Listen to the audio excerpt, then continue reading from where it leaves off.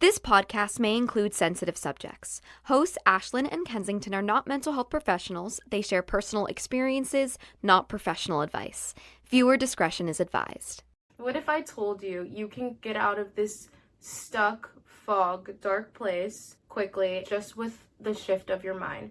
Which sounds easy, but we all know that it's hard. We all know that it's something so difficult to master and to accept. I'm going to talk to you guys all about getting out of that dark place, out of that stuckness, and taking those steps to get to the better place. And I'm putting air quotes around better place because you're still going to deal with what you're dealing with. It actually does matter the situation that you're in. Like if you're in a toxic relationship, a friendship, a toxic job, and you leave the job, you might be able to not deal with that anymore. You still have the trauma of it. But besides that, you're in a better place. But I will be talking about mental health, stepping away from your mental health and finding yourself on your own. Me and Kensington have done an episode about your mental health not defining you, but I really want to dive deeper into getting out of this stuckness of not being motivated, not knowing what your passion is. I can't leave this person because I don't have anything without them. I can't leave this job because what if I fail? It's getting out of the what if and I can't leave. So if you're like, where is Kensington? Girl is working her butt off, so you guys are stuck with me and my random thoughts. Like, isn't that gonna be amazing? So maybe we could just call this series like Ash's Random Thoughts, because there's no script for this episode. I told my mom maybe I'd film an episode, and guess what? Here I am. I feel like my best episodes come to me when I'm thinking about absolutely nothing, and you're like, how is that possible? Because I could see a bird and I could be like, oh my god, like freedom, and I don't know, I could connect it to the most random thing. Anyway, so Kensington will pop up in a few episodes, do not worry, but for now we are stuck with me. So let's get into the gist of it. Let's talk about it. I'm gonna do like a mix of a story time. We all know nobody's situations are the same, but maybe if you hear mine, we could apply it to your life and we could work together, right, to get out of this, and we can figure it out together. So stay tuned also to hear my other random thoughts, because I promise you it gets interesting. You guys are gonna see what it's like inside of my brain. It's so fun. So let's get started with where this whole thing began, where I got this idea of stepping out of this darkness and this fog. Now, I want to say, filming the podcast a year ago, I was not out of it. I was completely depressed. I was super anxious. I was just like going through hell without even knowing, because I was like, oh yeah, I'm like getting better. I know all of these things I should be doing. I'm just not doing it because I don't want to do it. So that was basically it. I will get into that later in the story, but let's start from the very beginning of this big question. I think this is the root of it. This is the start of getting out of this fog. I call it the big question, right? So what kind of pushed me to ask myself this big question was two situations. And these are the only times I've asked myself this big question. And it's not even like a specific question. It's just the question of this or that. Literally, this or that. But the twist on it, the this and or the that, is maybe the worst thing ever. And the other one is probably the thing that could change your freaking life for the better, right? So we could start from the very beginning of 9th grade. I lost my dad, and I wanted to be a therapist in 8th grade, and I was like, oh, I study psychology, I know the stages of grief, right? So obviously I knew that some people say the first stage of grief is denial, which is not true, because grief is very weird, but some would say it's denial. So literally, when I was on the floor staring up at that bright gym light, I was like, either I could go into denial, I could be like, this isn't happening, I could completely spiral and go like live in hell and completely go into a dark place, or I could just accept that he's not here anymore and I could live the life that he would want me to live. That was my big question. That was the big question for me. This or that. Right. So the big question for you could be completely different. Right. So just kind of think of the this or that. And I sat up, I think in 10 seconds max, I go, oh, well, he's dead. Let's go. Let's go to my sister's school, because there was nothing else I could do. There was literally nothing else I could do. I gave myself no choice. I did have a choice, but after I made up my mind of, no, I don't really like the other one, I was like, there is nothing else. He is dead. Sorry, this is so bland. He is dead. let's go. Come on, it's time to go. I also was in shock. So finally this year, I knew my therapist was going to leave at some point for a personal reason. And I was like, that is going to be in so freaking long. I'm fine. This was like over the summer, and then it gets to October and I'm not counting down our sessions anymore because like I'm like, she's not leaving. Let's keep it a buck. And finally we have one session.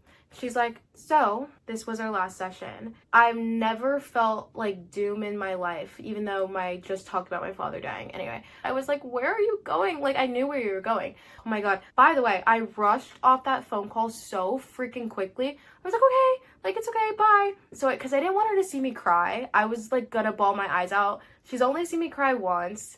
Doesn't mean cry in therapy, bawl your eyes out. I just haven't, I don't know, I just have a hard time with that. Anyway, I didn't want her to see me cry. I didn't want her to feel bad. And before she left, I think the session before, she gave me a list of things I wasn't allowed to do when she was gone.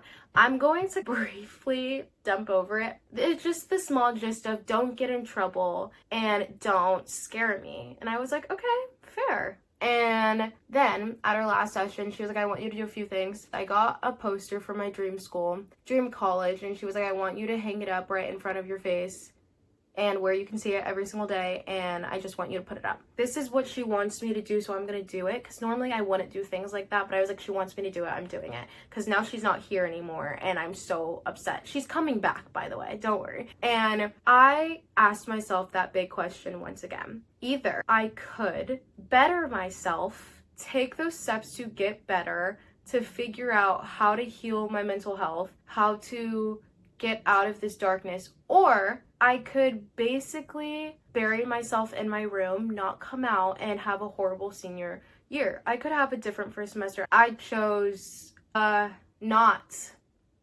to bury myself in my room because I didn't think she would be happy with that, number one, and I also gave myself no choice. Once I kind of accepted that I was like, well, I have to somewhat get better, I have really no choice, that I'm like, okay, my mind just clicks to that, but doesn't mean I'm going to wake up, I'm going to be like, I'm free, okay? No more depression, no more anxiety, no more ADHD, I am perfect. That is not what it means. It means it was just a little acceptance. So it was giving myself that space of, it's okay to be okay. I feel like we always hear the things of, it's okay to not be okay. People who might deal with health struggles for a long time could agree with me on this. You find comfort in it. It becomes your home, which is terrifying because it's such a horrible thing that makes you question yourself every single day. It makes you depressed, anxious, sad, fearful, scared. It's literally the worst thing on the planet Earth, but for some reason it's so comforting in such a toxic way. So I would say that it's okay to be okay, and it's scary to be okay.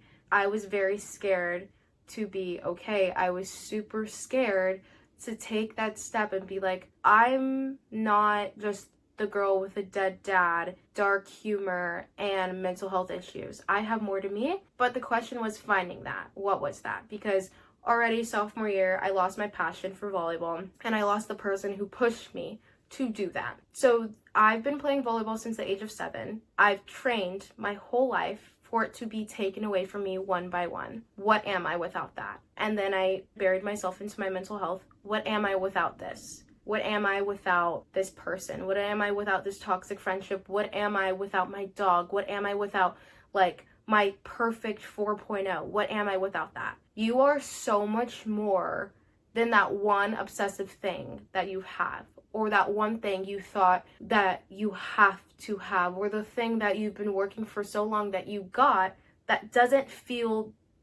give you that sense of, I love this, that you thought you would get out of it. Right? That's okay. It's okay to be okay. It's okay to not be okay too. But we're saying this episode, it's okay to be okay. It's okay to not be depressed and not always sit in dark humor and not always be like upset and complaining and negative. It's okay. You don't have to. He's ruining my flow state. You don't have to do that all the time.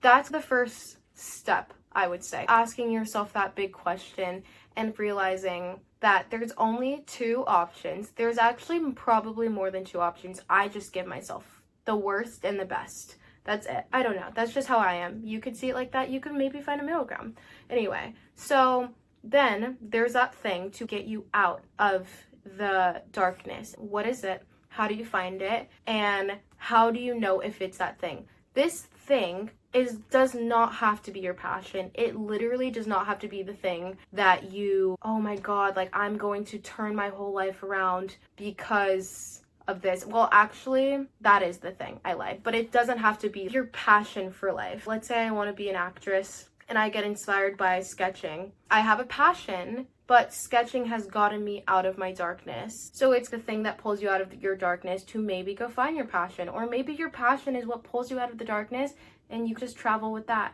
So it could be either or. In this situation, it's more about just my spirituality and that pulling me out of my darkness to go find my passion. I don't know what my passion is. I don't know what I'm here for. I don't know why the universe has put me here yet. And I'm still trying to figure that out. That's okay. It's my journey. It's my time, right?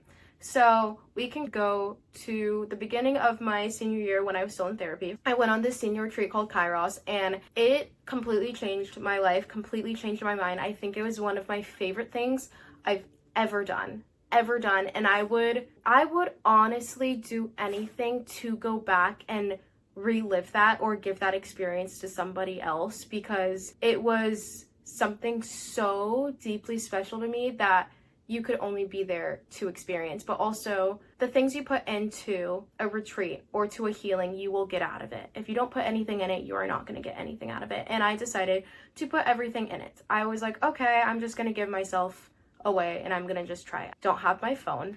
I don't have anything. I'm just going to give all. I got a little lost with the religion I grew up in. I grew up as a Catholic and a Christian, and after Kairos, I realized I did not fit into that category of a Catholic or a Christian anymore, and it scared me because I was like, what? I don't know what my religion is. I'm not a Catholic. I'm not a Christian. Like, that is not normal for me. And it terrified me because I was like, what am I? What do I believe in? Do I believe in anything? And I just learned that my fear of death rooted in my religion and yada, yada, yada. So I was like, I think for my health, I'm going to step away from this religion. And that was already terrifying enough. And then my therapist was like up and gone. And I was like, well, what do I do now? Like, what do I do now? Like, oh my, I'm going through a religious crisis and I don't have my therapist to talk about it every single day. While I was crying in my room because my therapist left, I was like scrolling on TikTok and I see a video like, there's a full moon on Monday, guys. Here's what you should do. And here's your ritual. Here's this, here's that. And here's some manifestation tips. Okay. I was like, ooh, a full moon. I love a good moon. I love a good full moon. And I remember my mom threw a full moon party for her and her friends once. It was really cute. But I was like, I'm not really into manifesting because I tried it in 8th grade and it didn't work. Mind you, what I was doing was taking like my most sacred journal, writing a man's name like 80 freaking times on like 5 pages, like just his name. Are you kidding? Hell no. First of all, number one, my biggest problem with this is wasting your time writing a man's name over 80 times.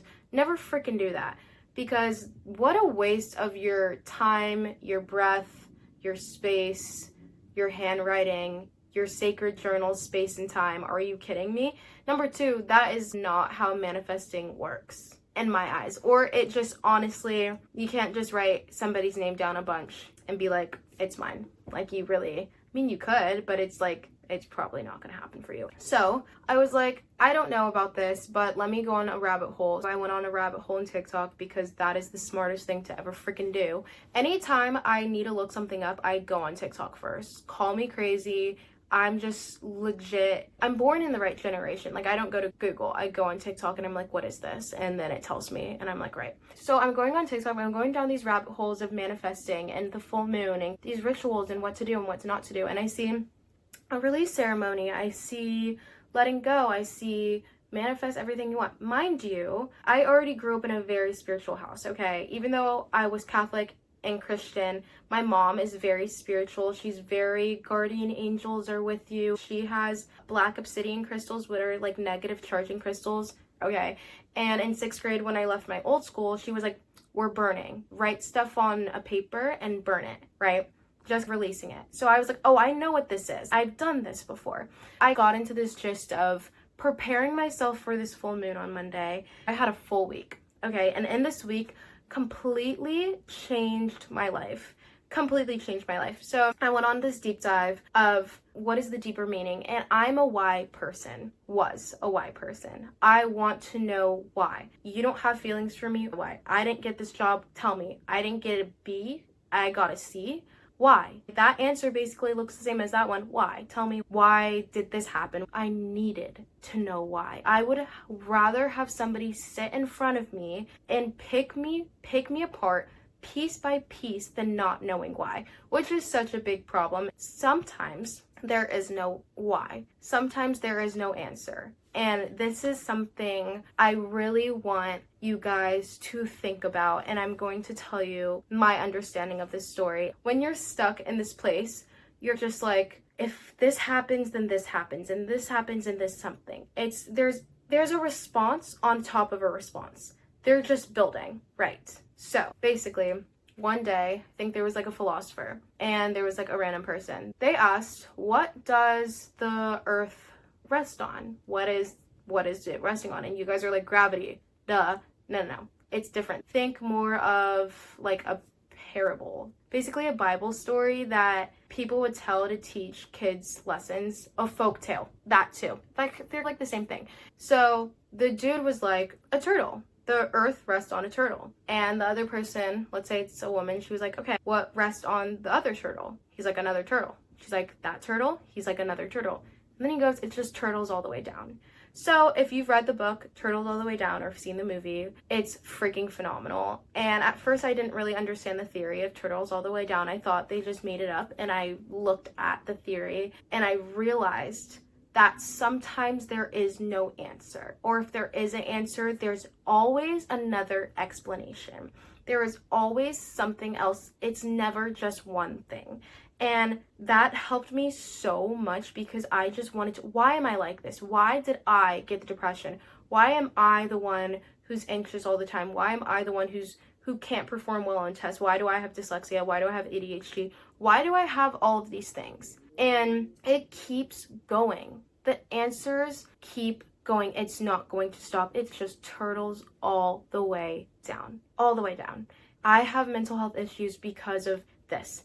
Because of trauma from childhood, because of this childhood thing, because this person acted like this, that person acted like that because of their childhood trauma, because their mom goes on for freaking days, years, months, whatever you want to say. An answer can go on forever and you don't have enough time to think about that answer or to sit there and wait for the answer. I'm going to say it one more time. You do not have enough time to think about the answer or wait for somebody to tell you that answer. Your life is freaking moving. And you're either going to move with it or you're going to sit there, wait for an answer when it's just probably a freaking turtle. Just like the other turtles, okay? At the end of the day, this decision of getting yourself out of this place is yourself. It is, of course, maybe finding that thing that tugs you and pulls you. At the end of the day, you can find that thing that could pull you out, and it could pull you out for maybe 5 minutes, let's say. Those 5 minutes, you could be like, this is great. Oh, okay, but that didn't fill me up. I need something to fully fill me up. Nothing is going to fully fill you up. Nothing. The only thing that can ever fully fill you up or ever make you change your mindset or your life is yourself. You are the most full thing in the whole entire world, if that makes sense. You can fill your glass up to the tip top. You can fill up others. You can give all of yourself to somebody else and then you have nothing, and you look for things to fill you up.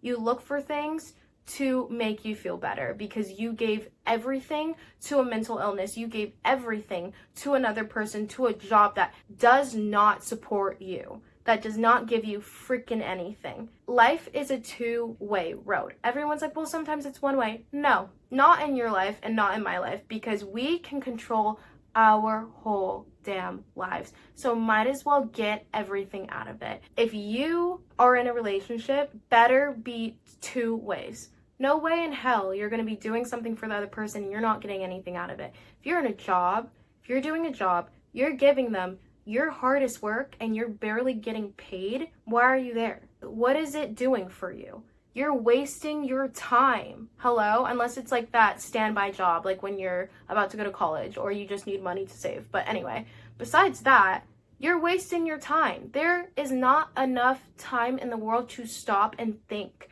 There is not enough time in the world to stay stuck forever. There is not enough time in the world to ask why. Why, to me, is such a negative question because I abused it. So if you abuse the word why, maybe don't do that anymore. Maybe stop asking that question of why and maybe just be like, it's just a turtles all the way down. That's what I just tell myself now. And you're like, so how does this get me out of this stuck place? Like, why does this matter? Why are you saying all this? You keep going, right? You keep drawing, you keep sketching, you keep erasing, and you keep starting more and more and more drawings until you feel better, until you feel full, until you feel like you can visit that past situation that you once were and reflect like how I'm reflecting right now. You keep doing what pulled you out of that thing in the first place and you run with it. Lace that bitch up and run. That's what I say. Once you get that thing that kind of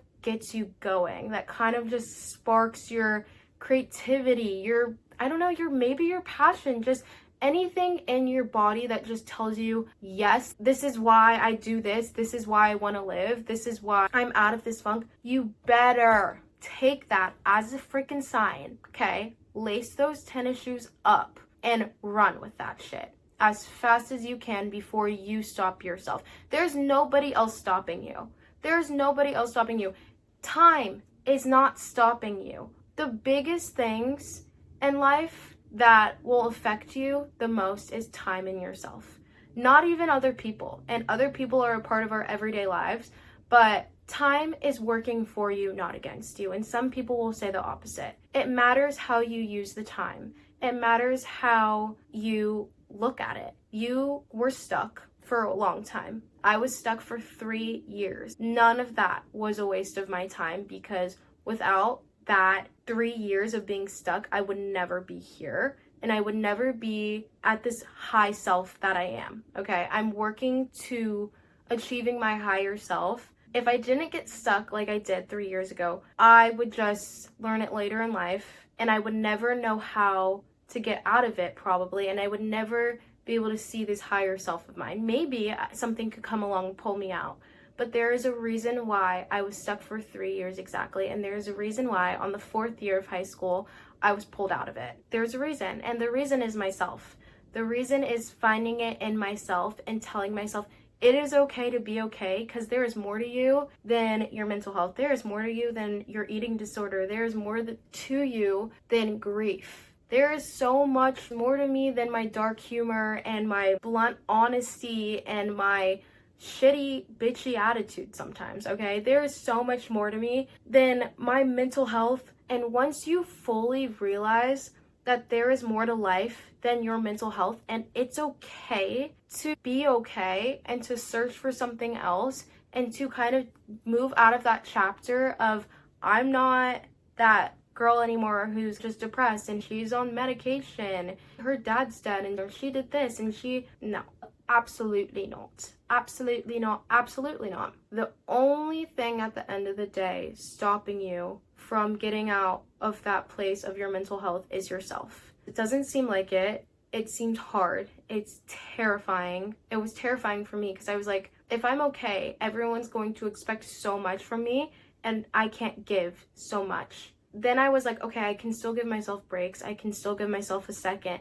But I can be okay for myself. If I am having a bad day, if I feel depressed, but I've been out and about smiling and cheerful and whatever not, then, and I don't want to do something, I'm not going to do it. I am not going to do it because why would I? I'm not feeling good. Why would I? But that does not mean I need to sit in that negative feeling because I don't want to do things at all. That is not the way, that is not the option, if that makes sense. That's kind of how I saw everything. I was like, I don't want to do these things, so I need to stay in this negative place so I don't have to do it, and then nobody will expect anything from me, because once I'm here, everyone's going to expect me to be here, and then expect me to be here, and then I'm going to have to do work all the way up there. All the way up there. I don't feel like doing that. Sometimes I'm gonna have an off day, not sometimes, maybe most of the time, but now I know how to regulate it. There's a lot of the times where I get home and I'm okay, and then when I go to school and I go to test the things I've taught myself, and I'm like, wait, how am I supposed to actually control myself? Because these are the things I practice at home, and now I'm being put in that situation. I low-key just want to like scream at somebody and crash out. But I can't do that because, one, that is not the right thing to do. And two, I'm better than that. I'm better than giving somebody my full energy, and I'm better than going batshit crazy on someone, crashing out. I don't have time for that. I have time to regulate myself and be like, okay, this person is pissing you off for these reasons, these reasons, these reasons. You know why they're pissing you off. Ignore them. Don't give them the time of day. Who cares? Leave it. Literally leave it. Because if it's going to make you this upset and you keep feeding into it, let me tell you, you will not get over it. And I don't have time to put myself in that. I don't have time to put myself back into those negative places that I've spent so much time getting out of. Because in those negative places, I see it as a circle, right? And I'm like, okay, sometimes in a circle, there'll be like a dot. And I'll be like, whoop, and then there's a dot. And I'd be like, oh, I know what I'm doing wrong here. I can do this. And instead of like going up and out, I just continue with the circle until I hit another dot. And I'm like, oh, hey, I know what's going on here. And instead of that, of going out, again, I just hit another dot and I hit another dot. Until it's just one big circle, and every freaking time I'm doing the same thing. This same thing. So that's why I want you guys to try and live in a spiral. Not like spiraling, going cuckoo, in a spiral. Because a spiral starts off small and it gets bigger and bigger and bigger. But the thing with a spiral is it keeps going. It keeps going. It's not the same pattern every single day because it keeps getting bigger. There's something more and more and more. Don't live in an obsession. Don't live in a toxic relationship. Don't live in a negative state of mind because of your mental health. Live in a spiral. Move, run, breathe, jump. I don't know. Go out. Do something. Don't be stuck. There is so many better things to do than being stuck. I love when I go to my friends' houses and they have stuff on their walls that I can look at. Oh my god. Anyway, I saw a post-it on her wall and it said, it's better to do 20 minutes of something than 2 hours of nothing. I'm pretty sure that's what it said. That, in my mind, that's what it said. I would fully rather do 20 minutes of a homework assignment than 2 hours of nothing, because the next day I could show my teacher, hey, I did this much amount of work, didn't finish the assignment, but here I did start it. I just need a little extra time. Then, oh, I don't have anything at all. At least in those circle that I was describing, those little dots were the 20 minutes of something that was allowing myself to be like, okay, this is when this person does this, this is how you feel. You know, when this person does this, you don't like that. When you go to school and you see that you got an F, you don't like that. Of course, maybe, I don't know. It's just picking up on yourself and your sense of self and knowing what you like and what you don't like. I think that is one of the most important things you do, is getting to know yourself. Get to know yourself. Know your challenges. Know what pisses you off, what makes you happy, what excites you. Know what you want in a relationship. Know what you want, like when you're going out with somebody, your standards. Have low expectations but high standards. At first I was like, what? Like, why would I have low expectations? Because having low expectations, no one can disappoint you out of anything. You have high standards that you don't expect anybody to meet, and when they do, they can impress you a little bit. But if you have low expectations of people and you're like, okay, like I really don't think they could do that, and then they do that, you're just boosting yourself. You're like, oh, they can meet my standard, but could they meet this one? But could they meet this one? Don't keep pushing people. Push people, because you are that good. You are that freaking good. Keep pushing people. Keep thinking that you're up here and everybody needs to build to you. Keep doing it, because honestly, at the end of the day, it's just gonna help you realize your self-worth and your self-respect. And when you have that self-respect and that self-worth, you don't want to ever be stuck again. I know myself so well that if I ever got stuck again, then it'd just be disappointment. But the thing is, I also know myself well enough to know I would never, ever, ever, ever, ever let myself get there again. Never, because of how horrible it was. So I want you to take my random thoughts that I have said for the last 30-40 minutes, and I want you to piece that together, and I want you to apply it to your life. And I do some homework. Journal. Take everything I said. Ask yourself this or that question. Ask yourself what could pull you out of this, and what's going to make you want to lace those shoes up and run. What is going to do that? What is going to push you to get out of it? What is going to push you to keep running that race?